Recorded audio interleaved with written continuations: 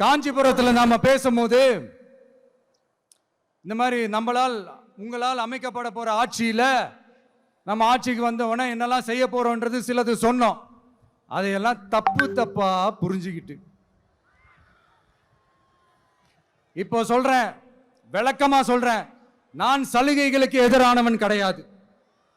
மக்களுக்கான சலுகைகளை இலவசம்னு சொல்லி அசிங்கப்படுத்துறதுல எனக்கு உடன்பாடு கிடையாது. மக்கள் காசுல மக்களுக்கு செய்யறது எப்படி இலவசம்னு சொல்லுவீங்க?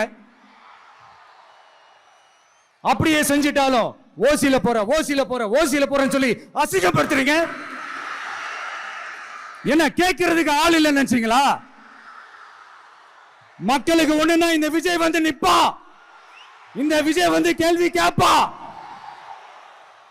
இந்த விஜய் எப்பவுமே மக்கள் பக்கம் தான், அதே மாதிரி மக்களும் என் பக்கம் தான்.